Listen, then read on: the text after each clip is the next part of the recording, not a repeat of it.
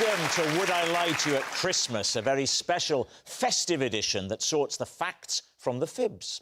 On Mack's team tonight, all the way from the last leg, it's Alex Brooker. And a legendary star of stage and screen is the one and only Melvin Hayes. And on David Mitchell's team tonight, joining us from the BBC breakfast sofa, it's Naga Munchetti.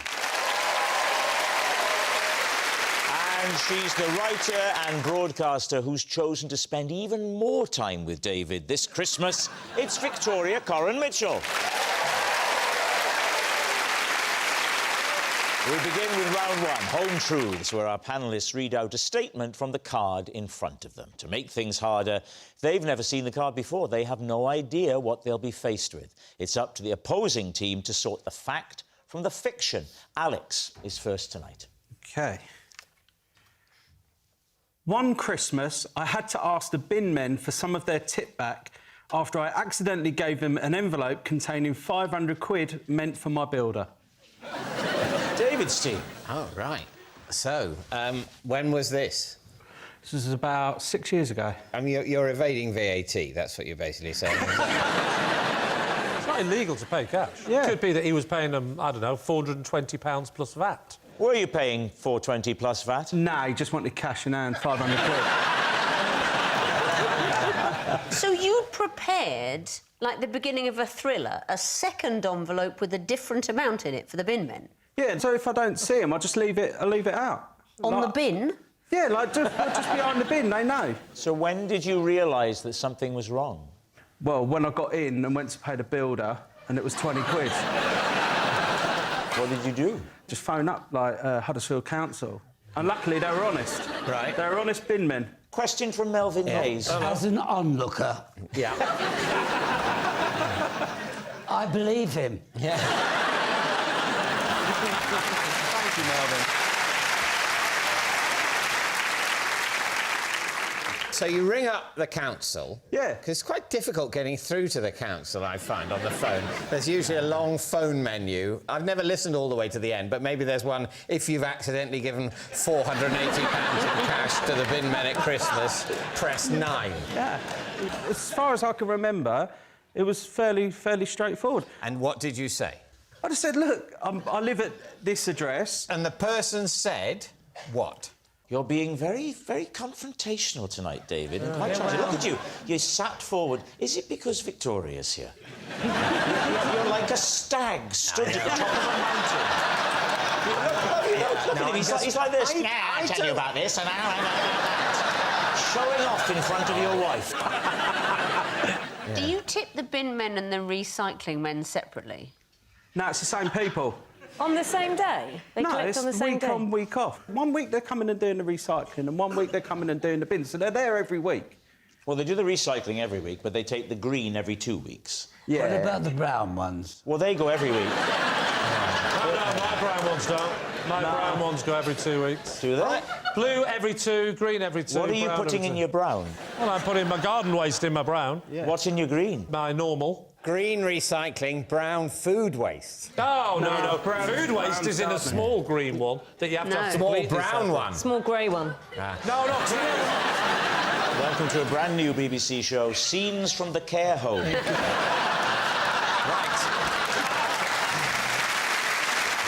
So what do we reckon then, Victoria?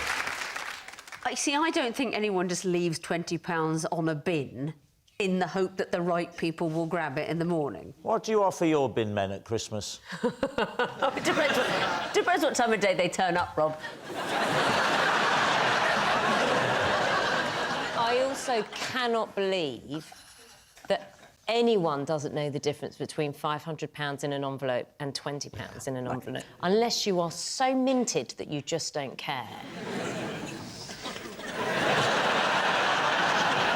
So you can say lie? We think lie? Yeah. We think lie. Yeah. Lie. OK, Alex, they are unequivocal in thinking it's a lie. Was it a lie, or was it actually true? Well, it was a lie.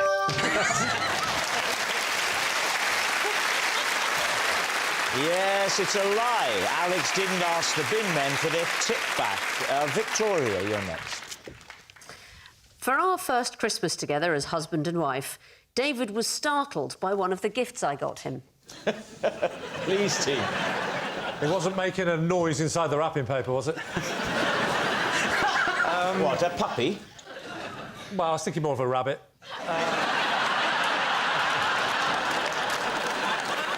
So I suppose the big question is, what was the present? It was, you'll like this, Lee, it was some sexy underwear. Oh, why would I like that? No, I'm always telling Victoria how attractive you find me. Who was to wear the underwear? It was, I bought for David to wear. Look at David's face. So it's for David. Describe the underwear. This is very awkward. For what Describe the... I mean, this is the stuff of nightmare. If it helps in any way, I'm absolutely loving it. All right. So, David was broadly of the school of... I mean, is this... This is dreadful. When men have been single for a long time, they've got their loose cotton boxes. They don't think, oh, I tell you what, I'll have a pair of these snug-fitting trunks. Can we just... Is that what we're talking about? So we're not talking about straps and things, and we're not talking about restraining bolts and things like that. Nothing like that. No. I'm just going to say, if at times in the future when I face adversity, I will look back and say, well, at least I'm not going through this. Can I just say something? Yes. This is so much better than dustbins.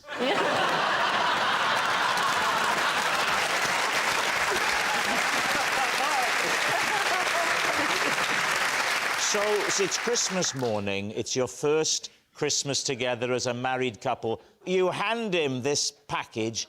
He opens it. Talk us through the moment of realisation. He sort of went, oh, it's underpants. And then he realised they were a bit clingy and possibly, in David's mind, somewhat French, you know. How long did it take before he wore them? Has he ever worn them? Oh, yes.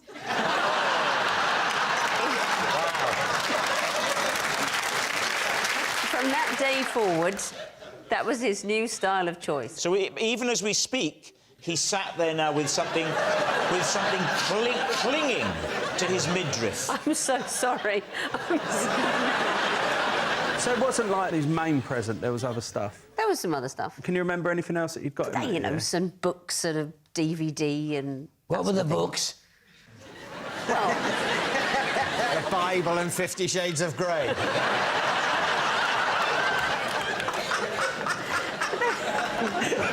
So, Melvin, what do you make of this? I'm just excited. What do we think, truth or lie? So what do you think, Alex? I can imagine you'd definitely be startled by it, but... That bit. If David's worn the same pair of pants all of his life until that moment, and I suspect he The has. same pair The of... same type of pants. I think it's true. You do. So, Melvin thinks it's true. Alex? I hope it's true. You're going to say that it's true. OK, they think it's true. Victoria, was it true or was it a lie? It is true.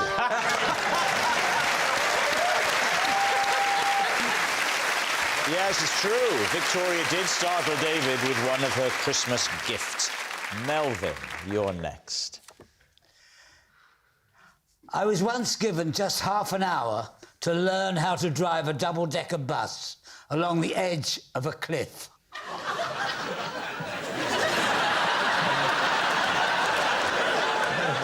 What's this all about?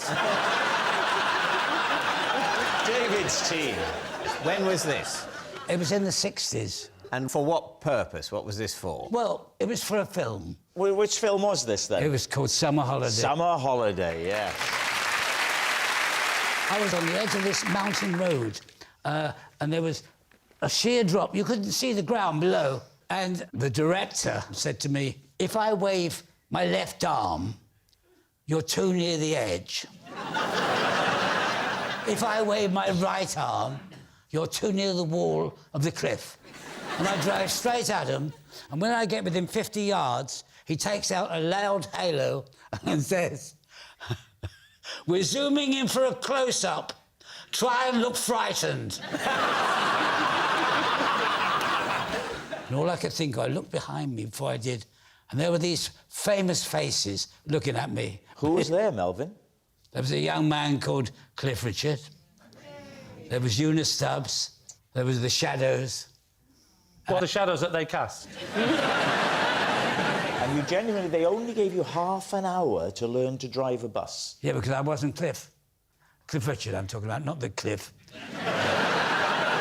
Can I ask you this question? Eunice Stubbs said of that film that she found it impossible to remember the plot or any of her lines because Cliff Richard was so beautiful she couldn't stop staring at him. Did you have that problem? Yeah.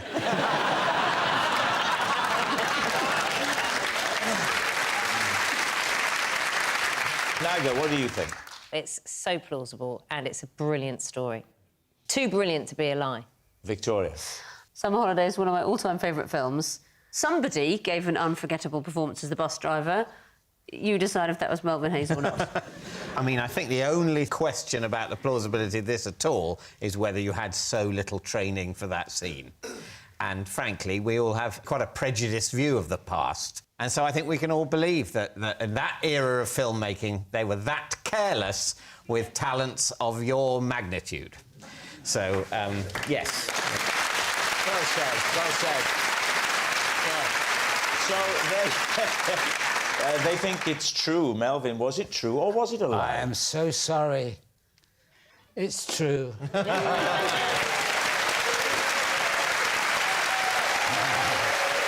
Our next round is called This Is My, where we bring on a mystery guest who has a close connection to one of our panellists.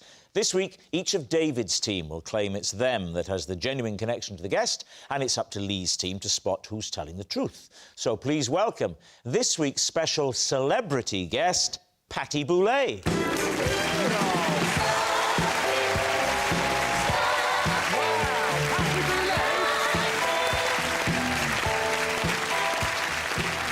So, Victoria, what is Patty to you? This is Patty. When she starred in a pantomime of Aladdin, I was in the same production. Right. Naga, how do you know Patty? This is Patty. When we appeared on the Pointless Celebrities Christmas special, we both failed to identify someone from a picture who's in this room. Oh, right. And David, finally, what's your relationship with Patty? This is Patty. At a Christmas concert, she handed me a mince pie to cure my rumbly tummy that was ruining Silent Night. So, there we have it. Lee, where will you begin? So, Victoria, when was this? Sometime in the 90s. But you weren't an actress, were you? No, well, it was a non-speaking role. Oh. What was the role? I was the lion. Oh, you were in a costume? Yes. I'm trying to remember where the lion features in that classic story of Aladdin. Well, as I say, it wasn't a big role, and I'll be honest, I was only in it one time. What happened was, I was telling a friend of mine that I had never seen a panto before, and she worked at a newspaper, and she said, oh, I can probably get you some free tickets to that. And I said, great. And then she rang me back the next day and said, better still, you can be in it. It was a promotional stunt. There's a lion that is in the show every night, and it's in a costume, and it was, oh, my goodness, a lion. Ah! Oh, my goodness, a lion. What's that doing in Aladdin? And who was Patty playing in this? Patty was, of course... Of course she was Miss Aladdin. Boulay, I should say, was the principal boy. Who else was in it? What are the names? I'm glad you asked me that question. Dennis Waterman and Barry from Heidi High. He was the Dane. Right. So was there a regular lion that you replaced? Yeah, I think there was always a lion in it. Played by the same person every night? Well, I don't know. I was only there one time. Did you not ask if you're putting someone out of a job? It was all a bit of a blur. Dennis Waterman sang the Minder theme tune. Barry from Heidi High said, I'm off to Burger King, mine's a Whopper. And then there was a bit... I think you're telling the truth, because I knew Barry and he was a Whopper.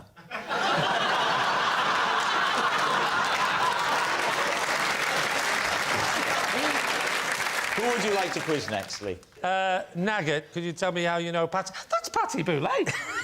Could you tell me how you know Patty Boulay?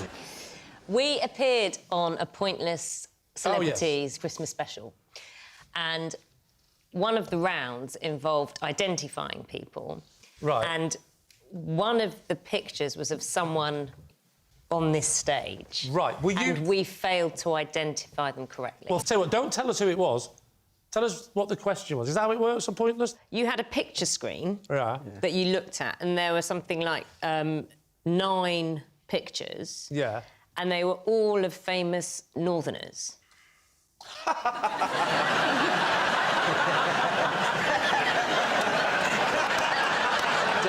David, Merry Christmas. So it's me. Yeah. OK. I think from memory, you can't get help off Patty. No, but in the celebrity one, you can. Everyone whispers. You can get help off Patty. So even Patty doesn't know who I am. For God's sake, Patty! When you walked on, I went, where's Patty Boulay? Oh, it's Patty Boulay! And you didn't recognise this! Lee, sit down. Right, you know before when I said, oh my God, it's Patty Boulay, I don't want that in the edit. I want you to use this instead. Who's that woman stood up? Who is she? So who did you think Lee was then when you made the guess? If you say Brad Pitt, I'll forgive you. Jimmy Nail.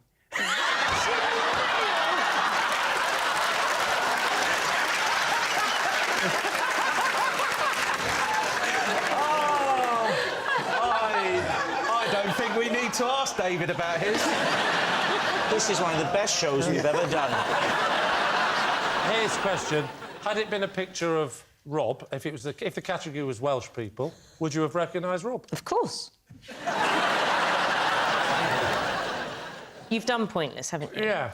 So with Pointless, you have to get the least... If it was the least recognisable person... So you You'd had to go at Lee. You'd get fewer points. Well, I mean, it sounds like a very good strategy. I would have gone for him as well, actually. What I love most about this is, even if it's a lie, she still says she thinks you look like Jimmy Nail. Do you know what? That's the worst bit. No. Because if you had to think on the spot and that... Well, here's the thing, Lee. Here's the Just thing, make one Naga. thing. We've managed to find a picture of Jimmy Nail. Now, well, yeah, look at that, yes! Can we put that next to Lee?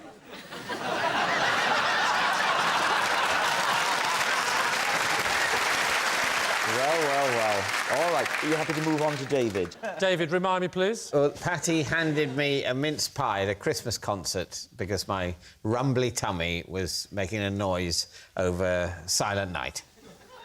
It was ruining it. Was Patty on stage singing? No. Where was she? She was next to me, listening to the concert, holding a mince pie. Where was this, David? It was at the Royal Albert Hall. Oh, Right. lovely. I don't care about any other question than the one I'm going to ask. OK. Did she recognise you? I mean, look, I don't know. She seemed to. So no. Is there any significance about the word silent from Silent Night to the rumbling noise in your tummy? I think there is significance there, yes. I think that the rumbling... Because Silent Night, obviously, it's horrendously mistitled. What they should say Quiet Night, because it is obviously audible, and it wouldn't be the successful carol it is if it were entirely silent. But nevertheless, it's one of the quieter ones, and the noise my stomach was making would have been less of a problem during, say, Hark the Herald Angels Sing. I'm sorry I asked. People often are. Did you say you were near the front? No, I didn't say that. We were in a box. Oh. What was the occasion? It was like a BBC hospitality thing. Your stomach was that loud that it was audible for... It was actually ruining the performance. I don't Paddy. think it was audible throughout the hall. What sort of noises was it making? Because stomachs make a variety. It could be a gurgle, it could be a whine, it could be all sorts of things.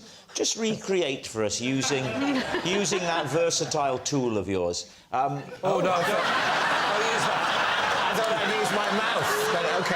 Just recreate for us the sort of sounds that Patty would have heard. I think there was sort of...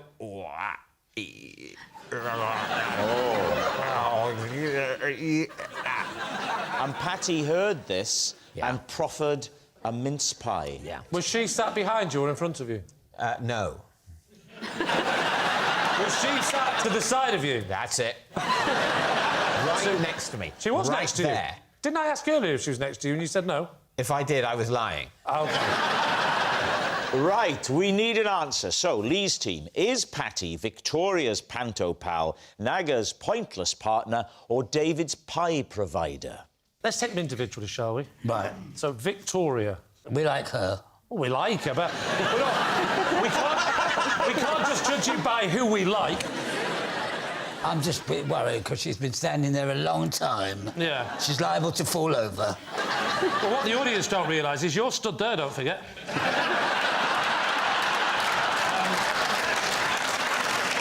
What do you think about Naga not recognising me on Pointless? I can understand that.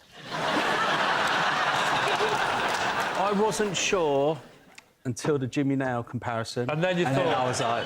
Yeah. Yeah, that was... I mean... I thought she nailed it.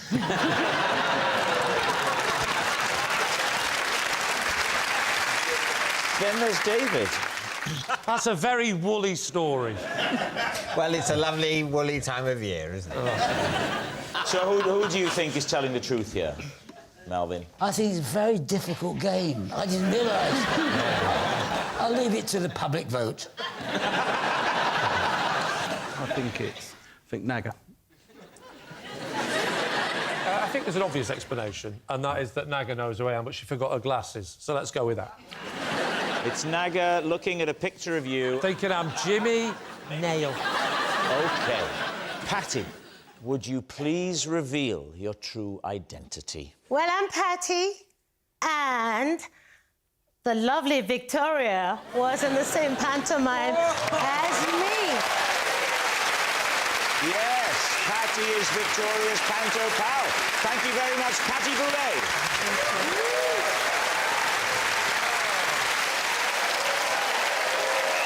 Which brings us to our final round, quickfire lies, and we start with...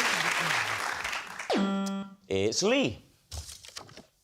One Christmas, after spotting them stranded at the side of the road, I let a couple called Mary and Joseph stay the night.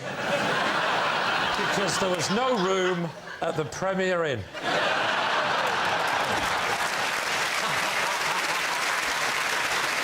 Right, David's team. So where did you spot Mary and Joseph? It's in a place I used to live called Bethlehem. Where I live, just near where I live. I was driving home and just saw them, looking very cold. Just a man and a woman. And a donkey. A man and a woman stood at the side of the road. Yeah. Luggage? Well, she was heavily pregnant. Were they hitching? No, they were just sat on a bench looking really cold. You just stopped and asked some people on a park bench if they wanted to come home with you? You've not started doing that again, have you? The window was down. Then we stopped at the lights, and they, you Who's know... we? Did you have someone else with you? No, I was having a wee in the car. And I looked out the window, and, you know, they gave me that look. They went, "Hey, Jimmy Nail!" And I just had a bit of bants, you know. "All right, how's it going?" "Yeah." "Oh, we're freezing." "Why?" "Because they were near the Premier Inn." I said, we couldn't get in. It was a mistake with the booking, and now we don't know where to go next. So you have the window down in the car. Yeah. So you have the passenger window down, do you? Why? Because you looked that way when you said, "Hey." I was reversing. which, thanks for laughing, but that doesn't make sense. I recently bought my new American left-hand drive Mustang. So it's not just no room at the inn and they're called Mary and Joseph. Mary is pregnant. I can't confirm that, and I'm reluctant to say it on television in case she's watching. OK. Can I ask you, did Mary give birth to a Messiah while staying at your house? No. No. But So it's three people visited with gifts. So they get into the car, Yeah. and you go back to Mack Towers. Yeah. Yes, the gates swing open. You go up the crunchy gravel driveway. What happens Drawbridge next? comes down. Yeah. Drawbridge comes up. Well, obviously not, otherwise I'd have gone straight into the moat. Let's just move on to the portcullis. You get to the big front door of the house. What happens? So then I go in, because I've got my own key now. She's finally given me the key. And I go in. Leaving Mary and Joseph in the car? No, they're in the stable in the back. And the children rush out. Father, Father, who's this? No, they were in bed. It was Christmas Eve. Did I not mention that? Well, what time was it? About 10:30. What were you doing out at 10:30 on Christmas Eve? In your Mustang with the window down, driving slowly along the curb. Oh, Lee, no. I'd forgotten my wife's present and I was looking for a late-night garage. To get her something special. Yeah. Who doesn't like a giant galaxy and a bunch of carnations? Did you find out what Mary and Joseph, what they did for a living, where they lived, anything about them? I think he might have been a carpenter. I'm not 100% sure. Not sure what he did. I think she may have been a jockey. When did they go? Because presumably the next morning... When did they leave the house, Lee? When did they leave the house? When they left the next morning early when my mate Brydon came round. Brydon Herod. So, what do we reckon? Naga, what do you think? I don't believe any of it. You don't believe any of it? Victoria, what are you thinking? I think it's not true because of the words that he spoke. Yes, all right. So your whole team are solid on that. Yes, I think it's not true. All right. Yeah. Lee, they think it's a lie. Was it a lie or was it actually true? It was, in fact, a lie.